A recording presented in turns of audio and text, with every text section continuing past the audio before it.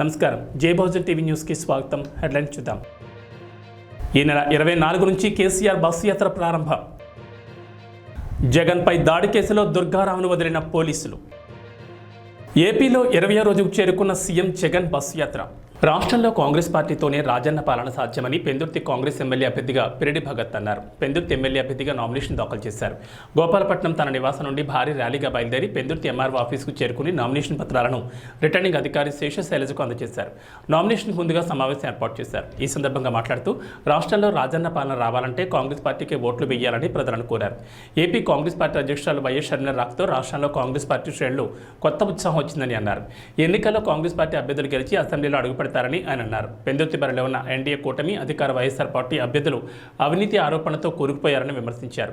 ఆంధ్రప్రదేశ్ అభివృద్ధి కాంగ్రెస్తోనే సాధ్యమని ప్రజలు ఆలోచించి తనకు పెందుర్తి ఎమ్మెల్యేగా అవకాశం ఇవ్వాలని ఓటర్లను కోరారు. ఆ సమస్యలు తీర్చేది కాంగ్రెస్ పార్టీ అని మీకు తెలియజేసుకుంటూ, పెందుర్తి నియోజకవర్గాన్ని చూస్తే, ఈ కూటమి చూస్తే ఇద్దరు రమేష్లు. ఒక రమేష్ ఏమో మాజీ ఇక్కడ ఎమ్మెల్యే చేశారు టీఆర్పీ టైంలో. ఆయన ఎమ్మెల్యే పదవి అయిపోయిన తర్వాత ఆ రోజు ఈవేళ వరకు పెందుర్తిలోకి రాలేదు. మళ్ళీ ఇప్పుడు ఓటు అడగనందుకు వస్తున్నారు. మీరందరూ గమనించాలి. అలాగే ఆంధ్ర విజయ్ మాల్యా అటువంటి సీఎం రమేష్ గారు, ఇంకో రమేష్ గారు, ఆయన ఎన్నికలకి వస్తారు, మళ్ళీ మనకు కనిపించరు. అందుకోసమని మీరందరూ ఆలోచించుకొని కాంగ్రెస్ని ఆదరించాలని నేను విజ్ఞప్తి చేస్తూ సెలవు. Thank you.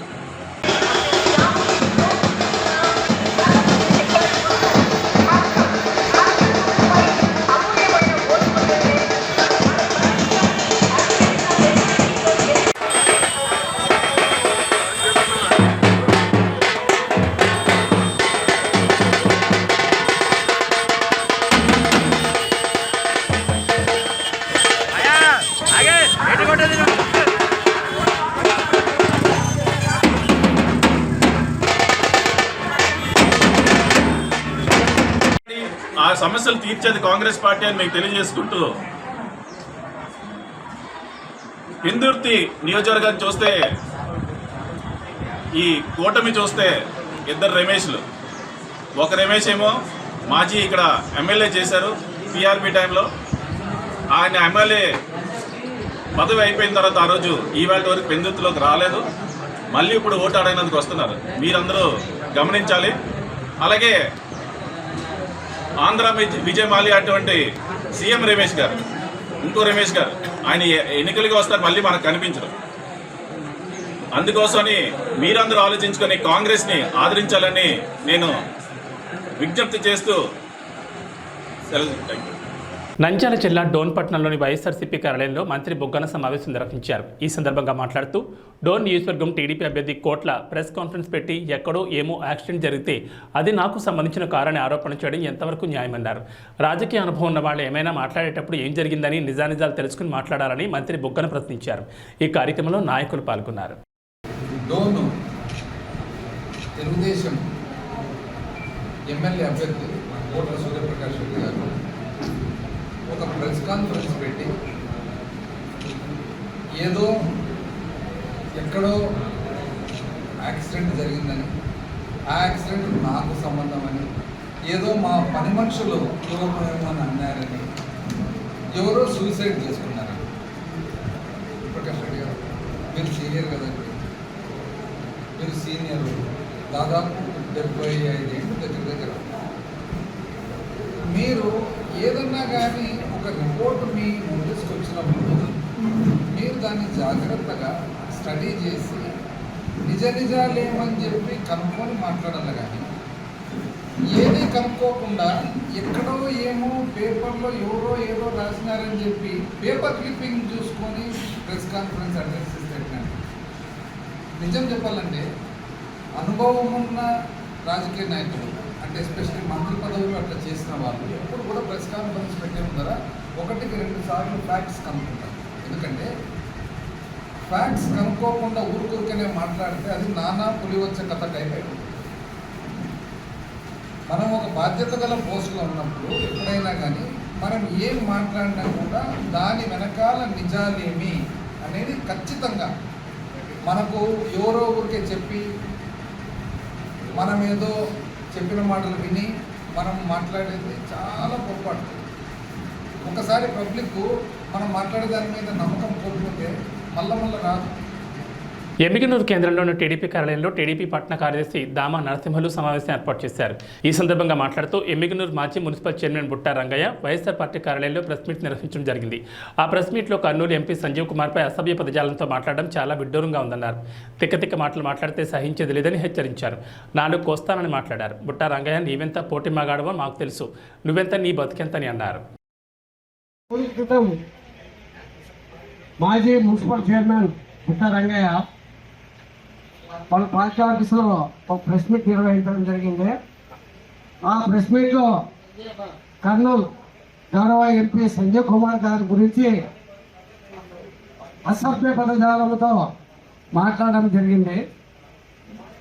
రాజకీయ క్షేత్రంలో ఉన్నప్పుడు విమర్శలు అనేది సర్వసహజము. అయితే ఆరోగ్యకర వాతావరణంలో విమర్శలు అనేది ఉండాలా. వాళ్ళ నాయకుడు జగన్మోహన్ రెడ్డి గారు మాటలోనే ఇతరులు కూడా మాట్లాడుతున్నాడు. సంజీవ్ కుమార్ గారిని చిల్లర మల్లర మాటలు తిక్క మాటలు మాట్లాడితే నేలకు తెగ కోస్తానని చెప్పి ఆయన మాట్లాడడం జరిగింది. బుట్టా రంగయ్య, నువ్వు ఎంత పూట మోగాడు మాకు తెలియదా? నేలకేసేంత కోసేంత మునగాడివా నువ్వు? ఒకసారి నీ చరిత్ర గురించి 800 ప్రజలకు తెలుసు. మళ్ళీ ఒకసారి నేను గుర్తు చేస్తా. కొన్ని కళ్యాణమంటపము అధ్యక్షుడిగా ఉండి కొన్ని కళ్యాణమంటపాన్ని వ్యభిచార అడ్డాగా, తాగుబోతుల అడ్డాగా మార్చి 14 సంవత్సరాల మైనర్ బాలక మీద నువ్వు లైంగిక దాడి చేస్తే ఆ రోజు ఉన్నటువంటి పోలీస్ అధికారి నీ మీద ఫోక్ చట్టం కింద కేసు నమోదు చేయడానికి రంగం సిద్ధం చేసినప్పుడు ఎమ్మెల్యే కేశవ రెడ్డి గారు అడ్డుపడి మా పరువు పోతుందని చెప్పి ఆ కేసు నుండి కాపాడడం జరిగింది. ఆ రోజు టీవీ ఇతర కొన్ని ఛానల్లో స్క్రోలింగ్ వచ్చింది. 1-2 పేపర్లో కూడా న్యూస్ రావడం జరిగింది. నెలకు ₹1,00,000 జీతం తీసుకొని మురళికి ఏమైనా సాయం చేశారా మీరు మీ పార్టీ తరఫున? మరి సంజీవ్ కుమార్ ఏం చేసామని అడుగుతున్నావు. మేము చేస్తాం, మరి నువ్వేం చేసావు? నీ భార్య ఏం చేసింది? నీ ఎమ్మెల్యే ఏం చేశావు? కాబట్టి మేము దయచేసి ఒకటే చెప్తున్నాం, ఏదైనా కానీ విమర్శగా ఉండాలి. కానీ నాలుకలో తలను నష్టమంటే ఇక్కడ ఎవరు చూస్తూ ఎవరు లేరు. అదేవిధంగా ఇంకొక విషయం, బుట్టా రంగయ్య గారు ప్రెస్ మీట్ లో కూర్చొని ఆయన పట్టణ అధ్యక్షుడిని పరిచయం చేసుకుని 33వ వార్డు కౌన్సిలర్ సోదరాన్ని పేరేమని అడుగుతున్నాడు. ఆయనేమో అధ్యక్షుడే, నీ కౌన్సిలర్ పేరే నీకు తెలియదు, నువ్వు నాయకుడువా? నీ ధ్యాస, నీ మనసు అమ్మాయిల మీద ఎప్పుడు ఏడైతుందా, మందు తాగుదామా, దీన్ని బతుకు దీన్ని అనకాలం. నువ్వు రాజకీయాలు మాట్లాడతావా? సిగ్గు వస్తున్నాయా? చేనేతకు మేము సిగ్గుపడుతున్నాం. ఎన్నెన్నో చేనేతల పొరవ తీసినటువంటి దౌర్భాగ్యుడివి, దరిద్రుడివి నువ్వు. గన్నవరంలో స్థానిక తహసీల్దార్ కార్యాలయంలో వైఎస్ఆర్సీపీ ఎమ్మెల్యే అభ్యర్థి వల్లభనేని వంశీమోహన్ సతీ సమేతంగా నామినేషన్ దాఖలు చేశారు. ఈ సందర్భంగా మాట్లాడుతూ వైఎస్ఆర్సీపీ ఎమ్మెల్యే అభ్యర్థిగా ఈరోజు నామినేషన్ వేయడం జరిగిందన్నారు. 3వసారి కూడా హ్యాట్రిక్ కొడతామన్న నమ్మకం ఉందన్నారు. బ్రహ్మలింగే చెరువు రిజర్వాయర్ పనులు 90% పూర్తయ్యాయని, కొన్ని ఆటంకాల వల్ల పనులు పెండింగ్లో ఉన్నాయన్నారు.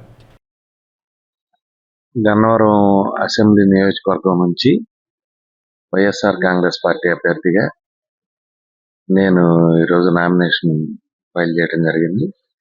ఇంకో సెట్ ఈ నెల 25వ తారీఖున నామినేషన్ ఫైల్ చేస్తాం.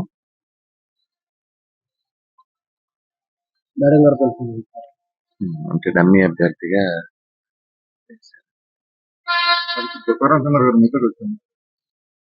నేనే ఆయనతో కలిసి పనిచేస్తా.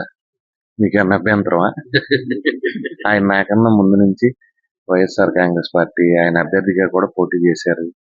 మా మధ్య ఎటువంటి విభేదాలు, నేనే ఆయనతో కలిసి పనిచేస్తాను. ఆయన నాయకత్వంలో పనిచేస్తాను. భరత్ కూడా ఉన్నారు కదా ఇక్కడే. ఎన్నికల్లో పోటీ చేసే వాళ్ళు ఎవరైనా నమ్మకం లేకపోతే పోటీ చేయరు కదా. ప్రతి నియోజకవర్గం నుంచి 10 మంది, 20 మంది, 50 మంది పోటీ చేస్తారు. పోటీ చేసే ప్రతి ఒక్కళ్ళు కూడా మేము గెలుస్తాం అనుకుంటారు. లేకపోతే అందరూ పోటీ చేయరు కదా, వాళ్ళే కదా.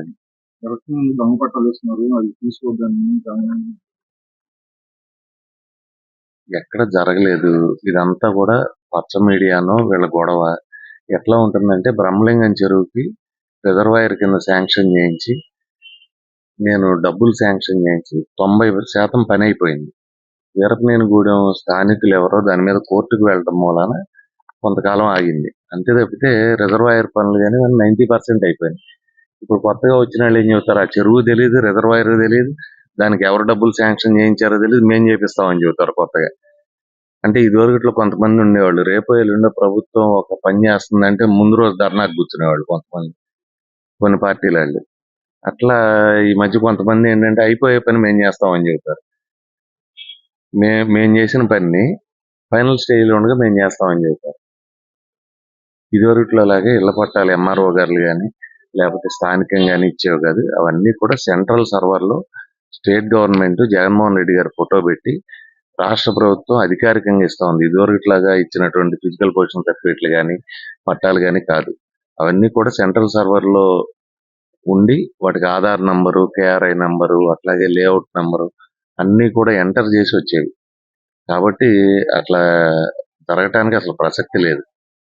గన్నవరం బాపులపాడు మండలాల్లో 12,600 ఇళ్ల పట్టాలు అంటే అర్హులైన వాళ్ళందరికీ కూడా రెడీగా ఉన్నాయి. ఎలక్షన్ కోడ్ రావటం మూలాన వాళ్ళు ఇవ్వలేకపోయారు. అధికారుల దగ్గర ఉన్నాయి, ఎన్నికల తర్వాత వాళ్ళు ఇస్తారు. సిద్దిపేట జిల్లా గజ్వేల్ మున్సిపల్ పరిధిలోని ఫంక్షన్ హాల్ ఏర్పాటు చేసిన బీఆర్ఎస్ పార్టీ ముఖ్య కార్యకర్తల సమావేశంలో మాజీ మంత్రి హరీష్ రావు, మెదక్ పార్లమెంట్ అభ్యర్థి వెంకట్రామరెడ్డి, ఎమ్మెల్సీ యాదవ్ రెడ్డి, మాజీ ఎఫ్టీసీ చైర్మన్ వంటేటి ప్రతాప్ రెడ్డి, మాజీ మార్కెట్ కమిటీ చైర్మన్ మాదా శ్రీనివాస్ పాల్గొన్నారు.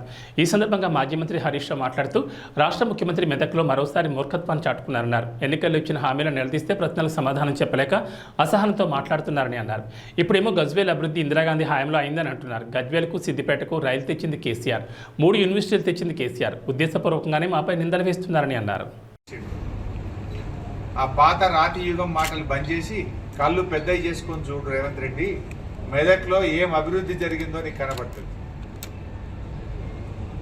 కాంగ్రెస్ ప్రభుత్వాలు మెదక్ను జిల్లా కేంద్రం చేయాలని కోరితే మీరు పట్టించుకోలేదు. కానీ కేసీఆర్ మెదక్ను జిల్లా చేసిండు. అద్భుతమైన కలెక్టరేట్ భవనం కట్టిండు, అద్భుతమైన ఎస్పీ బిల్డింగ్ కట్టిండు, జిల్లా కార్యాలయాలు కట్టిండు. నువ్వు వచ్చి ఇప్పుడు ఉన్న జిల్లా తీసేస్తా అంటున్నావు. జిల్లాలు ఎక్కువైనాయి, జిల్లాలు తీసేస్తా అంటున్నావు. అంటే మెదక్ జిల్లాను తీసేయడం కోసం నీకు మెదక్ ప్రజలు ఈ పార్లమెంట్ ఎన్నికల్లో నీకు ఓటేయాలా? గత ప్రభుత్వాలు సింగూరు జలాలు హైదరాబాద్కి అప్పచెప్పి మెదక్ జిల్లా ప్రజలు నోరు కొట్టింది. కానీ కేసీఆర్ గోదావరి జలాలను, కృష్ణా జలాలను హైదరాబాద్కి ఇచ్చి సింగూరు జలాలను మెదక్ నిజామాబాద్ జిల్లా కాకపోతే నీ ఐఏసీ చేసిండా? ఎవరు చేసిండ్రు? సింగూరు జలాలు మెదక్ జిల్లాకే దక్కాలనే దశాబ్దాల కలను నిజం చేసింది ఎవరు? కేసీఆర్ కాకపోతే. నీకు రాహుల్ గాంధీ భాయ్ అయిపోయిండు, మోడీ గారు బడే భాయ్ అయిపోయిండు. రాహుల్ గాంధీ ఏమో అదాని మంచోడు కాదంటాడు, నువ్వేమో అదాని ముద్దొస్తుందంటావు. అర్థమైతలేదా? ఇప్పుడు ఎవరితో దోస్తానే చేస్తున్నారు? వాస్తవాలు మాట్లాడు. అసెంబ్లీ ఎన్నికల ముందంటే రేవంత్ రెడ్డి పిట్టల దొరవలో మాట్లాడితే అప్పుడు పాపం ప్రజలు కొంతవరకు నమ్మిండ్రు. కానీ ఒక్కసారి మోసం చేయగలుగుతావు రేవంత్ రెడ్డి గారు, నువ్వు ప్రతిసారి మోసం చేయలేవు. ప్రజలను ఒక్కసారి అంటే మోసం చేయగలుగుతావు కావచ్చు. ఏదని బాండ్ పేపర్లు వంచి 9వ తారీఖు నాడు 2 లక్షల రుణమాఫీ. నిడదవోలు మండలం విఘ్నేశ్వరం, గోపవరం గ్రామాల్లో ఎన్నికల ప్రచారాన్ని నిడదవోలు నియోజకవర్గ శాసనసభ్యులు శ్రీనివాస్ నాయుడు ప్రారంభించారు. ఈ సందర్భంగా మాట్లాడుతూ దేశంలోని ఏ రాష్ట్ర ముఖ్యమంత్రి చేయనంత అభివృద్ధి సంక్షేమ పథకాలను అందిస్తోంది వైఎస్ జగన్మోహన్ రెడ్డి ఒక్కరేని తెలిపారు. కుల మత రాజకీయాలకు అతీతంగా లంచాలకు తావు లేకుండా పేదలకు అందిస్తున్న సంక్షేమ పథకాలు, చేసిన అభివృద్ధి పనులే వైఎస్ఆర్సీపీ పార్టీకి ఘన విజయాన్ని అందిస్తాయన్నారు.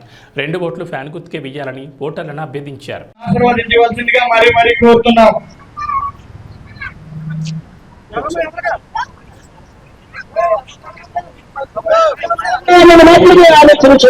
ఏ బాబు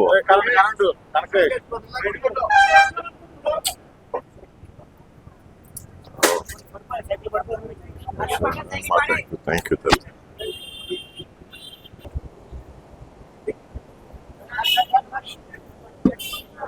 జగన్ గారు పెట్టే పథకాల ద్వారా, జగన్ గారు చేసే పనుల ద్వారా, జగన్ గారు చేసే గ్రామ అభివృద్ధి ద్వారా మనకి ఏ విధంగా ఉపయోగపడుతుందన్నది ఒక్క నిమిషం ఆలోచిస్తే మనమే కరెక్ట్ డెసిషన్ తీసుకుంటాం అమ్మా, సరైన నిర్ణయం తీసుకుంటాం. జగన్ గారు కూడా అదే చెప్తా ఉన్నారు, మీ ఇంట్లో మంచి జరుగుంటే నాకు మద్దతు ఇవ్వండి అని చెప్తా ఉన్నారు. అదే నిదానంతో మేము కూడా ఇక్కడ మీ ముందుకు వచ్చాం. ఈ రోజు ఏదో జనసేన టికెట్ ఇచ్చారని మళ్ళీ గతంలాగా మనం తప్పు చేయకూడదు. అభివృద్ధి కోసం నిరంతరం కృషి బడుగు బలహీన వర్గాలు చెప్పాలమ్మా, నిలుస్తూ మన గతంలో గడప గడపకి వచ్చాను, అందరినీ కూడా కలిశారు. మన జిఎస్ రావు గారి తనయుడు వైఎస్. Thank you. ఇదే విధంగా రాబోయే 5 సంవత్సరాల్లో ఇంకా కూడా అనేక పనులు చేసుకునే అవకాశం మనకు వస్తుందమ్మా. జగన్ గారు సీఎం గా ఉండి నేను ఇక్కడ ఎమ్మెల్యేగా ఉంటే మరి ఈ అవకాశం మనం పోగొట్టుకోకూడదమ్మా. బాగున్నారమ్మా, నమస్తే.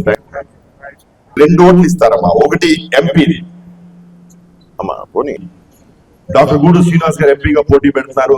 2 ఎమ్మెల్యేదమ్మా, నేను శ్రీనివాస్ నాయుడు గారు. 2 కూడా ఫ్యాన్ గుర్తు కొట్టేసి మరి జగన్ గారిని ముఖ్యమంత్రి చేసుకుందాం, దాన్ని ఎమ్మెల్యేగా చేయమని కోరుతా ఉన్నాం. నమస్తే, బాగున్నారమ్మా.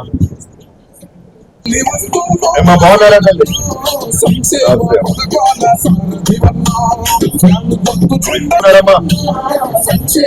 బాగున్నారా తల్లి? ఆచంట నియోజకవర్గం దొంగరావుపాలెం గ్రామంలో శెట్టిబలిజ కులస్తుల ఆత్మీయ సమావేశం జరిగింది. ఈ కార్యక్రమానికి అధ్యక్షులుగా జిత్తిక బాలయ్య, వైఎస్ఆర్సీపీ నియోజకవర్గం నాయకులు కౌరు సర్వేశ్వరరావు, జిల్లా బీసీ నాయకులు కోన హనుమంతరావు, పెచ్చెట్టి జేమ్స్, అగ్ని కులస్తులు పాల్గొన్నారు. ఈ కార్యక్రమానికి ముఖ్య అతిథిగా చింతపల్లి గురుప్రసాద్, బీసీ కులాల జేఏసీ రాష్ట్ర వర్కింగ్ ప్రెసిడెంట్ హాజరయ్యారు. జై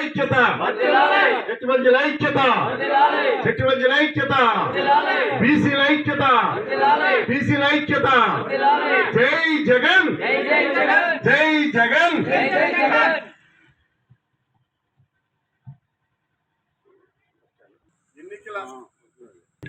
ఎన్నికల జాతర దగ్గరికి వచ్చింది. మరి ఈ జాతర మనం అందరం చూస్తూనే ఉన్నాం. గతంలో చెట్టుబల్జీ కులస్తులకి, గౌడాస్ కానీ, తోటి బీసీలకు కానీ పదవులు ఇచ్చిన వాళ్ళు లేరు. ఆర్థికంగా, రాజకీయంగా, సామాజికంగా ఈ జాతులకి మేలు చేసిన నాయకుడు ఎవరు లేరు. కానీ మరి అప్పట్లో మన కుల పెద్దలు, ఈస్ట్ వెస్ట్, అలాగే బాంబేలో ఉన్న పెద్దలు, విశాఖపట్నంలో ఉన్న పెద్దలు, చెన్నైలో ఉన్న కులస్తులందరూ బస్సుల మీద వచ్చి రాజమండ్రి, తణుకు, తాడేపల్లిగూడెంలో భారీ ఎత్తున శెట్టిబల్జీ మహానాడు పెట్టడం జరిగింది. కానీ అప్పట్లో మన నాయకులు డిమాండ్ చేసేవారు, మాకు 2 ఎంపీ సీట్లు ఇవ్వండి, 5 ఎమ్మెల్యే సీట్లు ఇవ్వండి అని డిమాండ్ చేసేవారు నాయకులు. కానీ ఆదుకున్న నాయకులు లేడు, ఇచ్చినోడు నాయకుడు. అందుకోసం ఈ గుర్తింపుల్లో మనం ఇవాళ ఎవరి పక్షాన ఉండాలి? జగన్మోహన్ రెడ్డి పక్షాన ఉండాలి. తెలుగుదేశం పార్టీ జాతీయ అధ్యక్షుడు నారా చంద్రబాబు నాయుడు పుట్టినరోజు సందర్భంగా వేలువెన్ను గ్రామంలో మొగ సెంటర్ నందు పుట్టినరోజు వేడుకలు ఘనంగా జరిపారు. అనంతరం కేక్ కట్ చేశారు. ఈ కార్యక్రమంలో నాయకులు, కార్యకర్తలు పాల్గొన్నారు.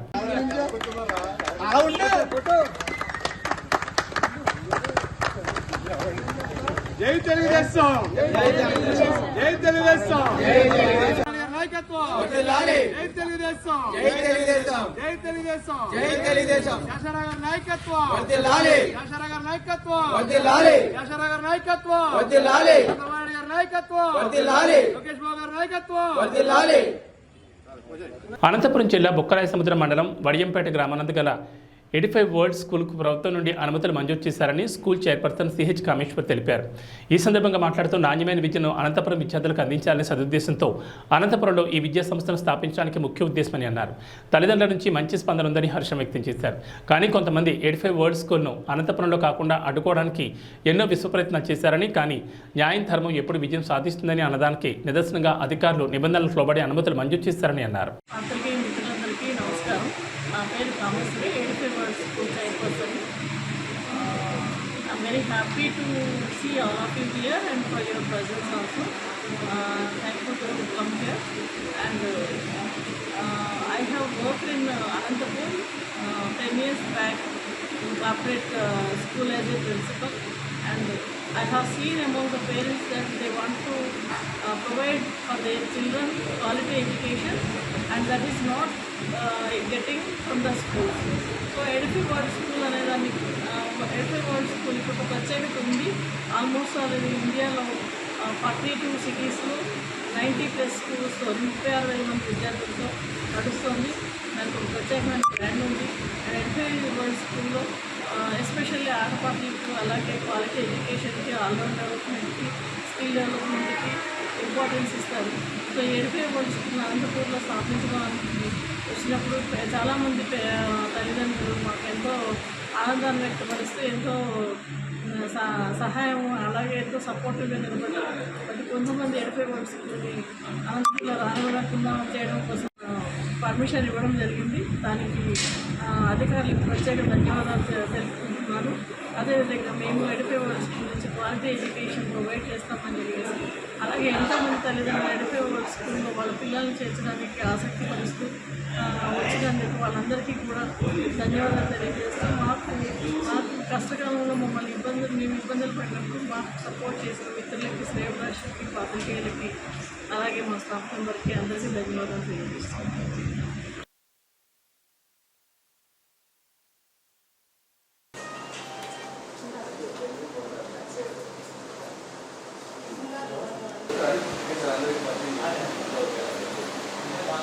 పాత్రికేయ మిత్రులందరికీ అభినందనలు. I'm very happy to see you all for your presence here and also thank you very much for your coming and your presence and your support and all.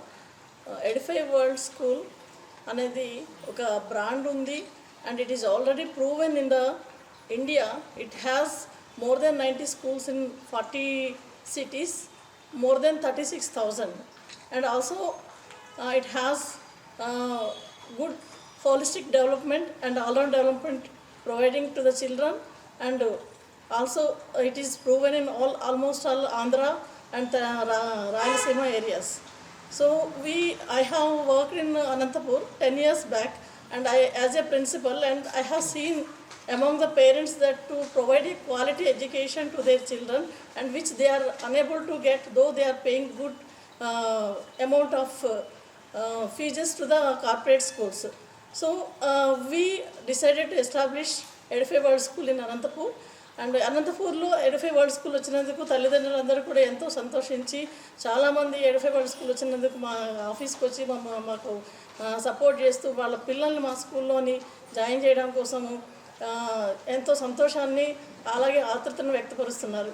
But చాలామంది ఎడ్ఫై వరల్డ్ స్కూల్ని రానివ్వకుండా చేయడం కోసం ఎన్నో ప్రయత్నాలు చేశారు. ఎన్ని విశ్వ ప్రయత్నాలు చేసినా ఎప్పటికీ ధర్మం న్యాయం గెలుస్తుందని చెప్పేసి ఈరోజు మేము నిబంధనలకు లోబడి అన్ని డాక్యుమెంట్స్ కూడా గవర్నమెంట్కి ప్రొవైడ్ చేయడం వలన అధికారులు మాకు అనుమతి మంజూరు చేశారు.